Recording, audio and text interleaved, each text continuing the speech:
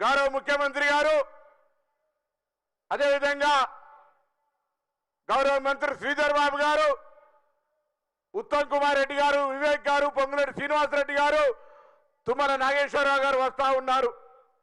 ఇప్పటికే సీతక్క గారు, అట్లూరి లక్ష్మణ్ కుమార్ గారు, మహేష్ కుమార్ గౌడ్ గారు, అదేవిధంగా మరి శాసనసభ్యులు, శాసన మండలి సభ్యులు, పార్లమెంట్ సభ్యులు అందరూ కూడా వచ్చి ఇక్కడ ఉన్నారు. ఇవాళ ఇక్కడ మనం సమావేశం అవుతా ఉన్నాం. ఈ సమావేశం ద్వారా మనమందరం కూడా ఒక్కసారి మననం చేసుకోవాల్సిన అవసరం ఉంది. తెలంగాణ ఉద్యమ స్ఫూర్తితోటి మనం అందరం కూడా తెలంగాణ ఆకాంక్షతో తెలంగాణ తెచ్చుకున్న తర్వాత 10 సంవత్సరాలు ఆశల పల్లెకిలో చూపెట్టినటువంటి ప్రభుత్వం, దాని తదుపరి ప్రజలు ప్రభుత్వాన్ని మార్చి రేవంత్ రెడ్డి గారి నాయకత్వంలో ప్రజాపాలన ప్రభుత్వానికి అవకాశం ఇచ్చిన తర్వాత ఉన్నటువంటి మార్పును ఒక్కసారి చూడాలని చెప్పి సందర్భంగా కోరుతా ఉన్నాను. ఎందుకంటే ఇవాళ కూడా ఇప్పటికి కూడా కళ్ళు మంట చేసుకొని పూర్తిగా అసత్య ప్రచారాలు చేస్తూ ఒక్కొక్కరిగా టార్గెట్ చేస్తూ రకరకాలుగా దుష్ప్రచారాల ద్వారా ప్రభుత్వాన్ని బలహీనపరచడం ద్వారా పేద ప్రజలకు అందేటువంటి అనేక అంశాల్లో మరి ప్రతిపక్షం బాధ్యతగా వివరించాల్సింది పోయి ప్రభుత్వానికి సరి అయినటువంటి ప్రజా అంశాల మీద సలహాలు చెప్పాల్సింది పోయి ఈరోజు విచక్షణ లేకుండా వ్యవహారం చేస్తున్నటువంటి పరిస్థితులల్లా ఒక్కసారి ఆలోచన చేయండి.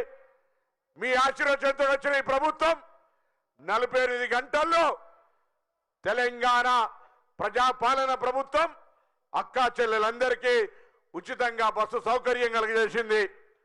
ఇవాళ దాదాపు 300 కోట్ల మహిళా ట్రిప్పులు, దాదాపు 10,000 కోట్ల విలువైనటువంటి ప్రయాణాలని ఉచితంగా పొంది ఒక సాధికారికత వైపు మహిళలు స్వేచ్ఛగా గుడికోవాలన్నా, బడికోవాలన్నా, అత్తగారింటికైనా, అవ్వగారింటికైనా, దాహోనకైనా ఇవాళ ఉచితంగా చెయ్యి అడ్డం పెడితే బస్సు ఎక్కిపోతా ఉన్నారు. ఆర్టీసీ మునిగిపోతుంది, తీసేస్తాం. సమ్మె చేసి చనిపోతే లేదా ఆర్టీసీకి సంబంధించినటువంటి మేనేజింగ్ డైరెక్టర్లను కూడా రిటైర్డ్ చేయడాలను పెట్టి ఆర్టీసీని నిర్వీర్యం చేసి మూసేసే ప్రయత్నం చేస్తే మనకు తెలిసి ఇంట్లో ఒక మహాలక్ష్మి ఒక ఆడపిల్ల ఉడితే ఏ విధంగా ఆ ఇల్లు ఒక అదృష్ట రేఖగా మారుతుందో ఇలా మహాలక్ష్మి అనే స్కీమ్ ద్వారా గౌరవ ముఖ్యమంత్రి గారి నాయకత్వంలో తెలంగాణ రాష్ట్ర రోడ్డు రవాణా సంస్థ మరి ప్రభుత్వం ఇస్తున్నటువంటి రాయితీతోటి నూతన బస్సులు కొనుగోలు చేయడము, నూతన బస్టాండ్లు ఇవ్వాలనే కాళేశ్వరంలో 4.5 కోట్లతోటి ఒక బస్ స్టేషన్ ను ఫౌండేషన్ వేసుకున్నాం. ఆ విధంగా నూతనంగా ఇన్ఫ్రాస్ట్రక్చర్, మౌలిక సదుపాయాలు, బస్సుల సంఖ్య పెంచడం, ఇంకా అనేక రకాలుగా అభివృద్ధి చేస్తుంటే ఓర్వలేక వెనుక వైపు నుండి కుట్రలు చేస్తా ఉన్నారు. మూలిగే నక్క మీద తాడిపట్టు పడ్డట్టుగా ఉండాలని సంస్థను సంబంధించి డిస్టర్బ్ చేసే ప్రయత్నం చేస్తా ఉన్నారు. రోజు 65 లక్షల మంది ప్రయాణికుల్ని, అందులో 40 లక్షల మంది మహిళల్ని, 35 లక్షల కిలోమీటర్లు, 10,000 బస్సులు, 97 డిపోలు, 341 బస్ స్టేషన్లల్లా 12,000 గ్రామాల దాకా అన్ని దగ్గర తిరిగే ఈ బస్సు పేద ప్రజలకు ఒక లైఫ్ లైన్ అటువంటిది. ఏ సమస్యలున్నా రాష్ట్ర ప్రభుత్వం తరఫున 3 ప్రధాన అంశాల మీద ఆర్టీసీకి నడుస్తూ ఉంది. 1 కార్మికుల సంక్షేమం, 2 ప్రయాణికుల సౌకర్యం, సంస్థ పరిరక్షణ. కాబట్టి దయచేసి అందరూ కూడా పేద ప్రజలు ప్రయాణించేటువంటి ఈ యొక్క రవాణా అంశంలో ఎవరైనా మాట్లాడినా, నేను కావచ్చు, మంత్రివర్గంలో ఏ మంత్రి అయినా, రేపు చెన్నై నుంచి ఉప ముఖ్యమంత్రి గారు వస్తారు, వారి నేతృత్వంలో అందరినీ సంప్రదించేటువంటి సమ్మె లేకుండా ఆర్టీసీ కార్మికులకు సంబంధించి గుండెల్లో పెట్టి చూసుకునేటువంటి ప్రభుత్వం ఉంటుంది అనేటువంటి మాట సందర్భంగా తెలియజేస్తూ 200 యూనిట్ల ఉచిత కరెంటు, నెల రాగానే 1000 రూపాయలు కావాలి కరెంటుకు, లేకపోతే కరెంటు వీకేస్తుండే అటువంటి 200 యూనిట్ల కరెంటు ఎలా. అంతేకాదు తినడానికి మనం ఉపయోగించుకోలేని విధంగా దొడ్డు బియ్యం ఇస్తే రీసైకిల్ పేరు మీద బియ్యాన్ని రాగానే వెంటనే అమ్మేసేటువంటి పరిస్థితి. కానీ ఇలా మార్కెట్లో 40-50 రూపాయలటువంటి సన్న బియ్యాన్ని ప్రభుత్వం అందిస్తూ ఉంటుంటే ఈ ప్రభుత్వం చల్లగుండా అని దీవిస్తున్నటువంటి సందర్భం ఒకవైపు అయితే ప్రతి అంశాన్ని విమర్శించే ప్రతిపక్షాన్ని ఒక్కసారి ఆలోచన చేయాలని కోరుతా ఉన్నా.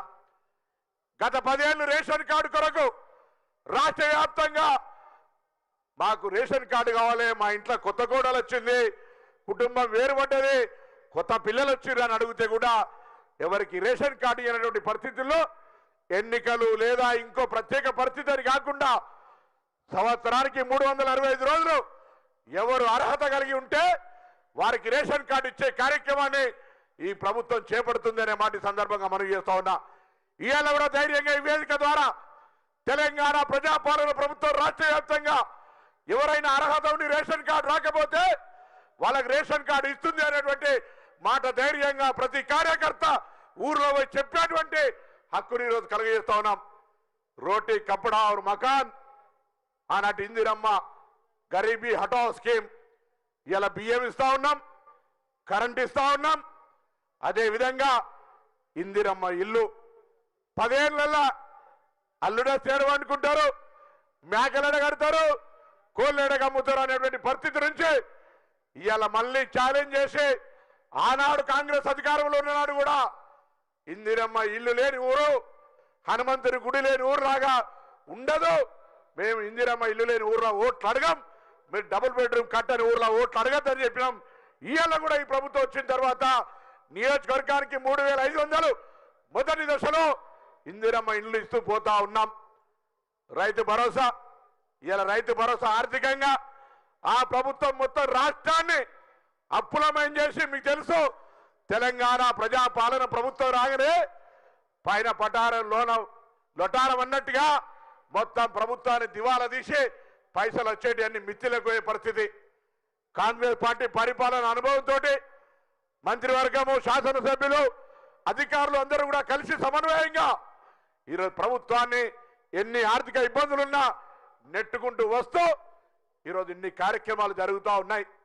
ఒకవైపు హాస్టల్ పిల్లలకు సంబంధించి మెచ్చార్జీలు పెంచడం కావచ్చు, పాత బకాయిలను తీర్చడం కావచ్చు, పిల్లలకు సంబంధించి నాణ్యమైన విద్య ఉండాలని ఖాళీగా ఉన్నటువంటి అధ్యాపక నియామకాలతో పాటుగా దాదాపు 70,000 ఉద్యోగాల్ని జాబ్ క్యాలెండర్ ద్వారా మరి ఈరోజు ఉద్యోగాలు ఇస్తున్నటువంటి సందర్భం కావచ్చు.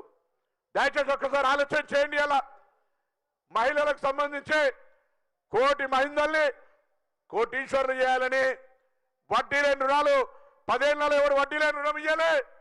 ఇలా ప్రతి మండల సమైక్య, గ్రామ సమైక్య ఇలా వడ్డీ లేని రుణాలే కాకుండా రాష్ట్ర వ్యాప్తంగా ఉన్నటువంటి 540 మండలాలకు, మండల సమైక్యలకు మరి మెక్మా ద్వారా బస్సును కొనిపించి ఆర్టీసీ తీసుకొని నెలకు 70,000 రూపాయల కిరాయిని మా మహిళా సంఘాలకు ఇస్తా ఉన్నామనేటువంటి మాట సందర్భంగా ఉచితంగా ప్రయాణం చేయడమే కాదు, బస్సులకు యజమానులను కూడా వేసినటువంటి ప్రభుత్వం ఈ కాంగ్రెస్ ప్రభుత్వం అనే మాట సందర్భంగా మనం చేస్తా ఉన్నా.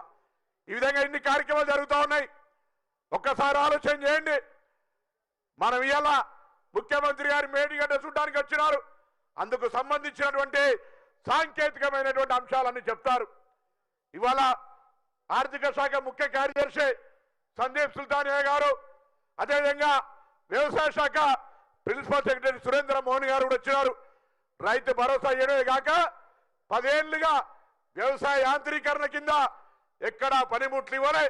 నేను ఇలా హుస్నాబాద్ శాసనసభ్యుడిగా నా మండల కేంద్రాల్లో అనేక సందర్భాల్లో ఈరోజు పనిముట్లు పనిచేయటువంటి అవకాశం వస్తూ ఉన్నది.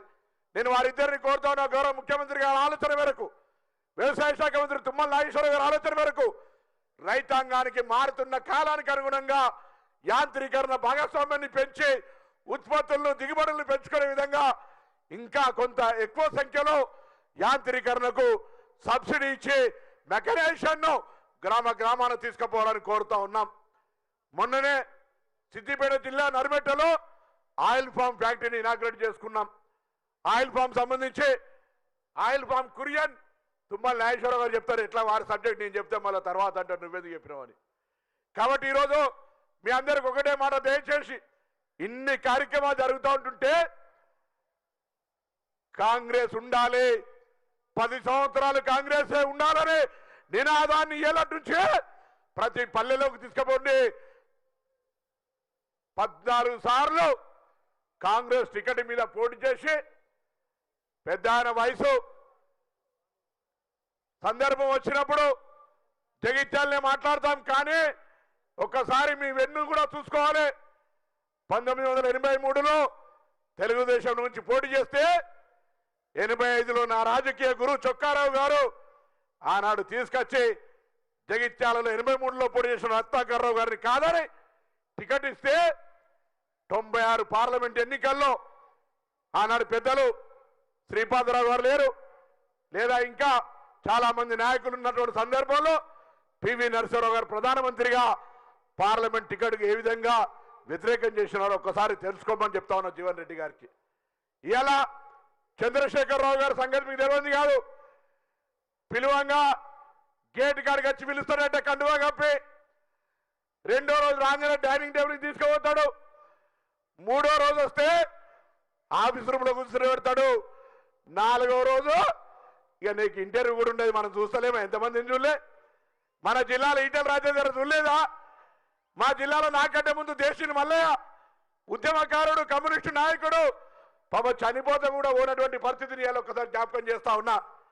కాబట్టి ఆ పార్టీలో ఆల నరేంద్ర నుంచి మొదలుకొంటే చాలా మందిని పాపం మా నిజామాబాద్ మహేశ్వర జిల్లా డి శ్రీనివాస్ గారు కాంగ్రెస్ పార్టీ నాయకుడు లాస్ట్కు ఆయన ఆత్మఘోషతో చనిపోయే విధంగా అవమానపరిచినటువంటి పరిస్థితిని అలా చాలా మంది నాయకుల్ని ఇటేటురా రాగానే ఇల్లంతని ఇదే, దాని తర్వాత తండ్రుడు అంతే, మళ్ళా కనీసం కలవలేని పరిస్థితులలో ఈ వయసులో ఎందుకయ్యా నీకు ఈ బాధ?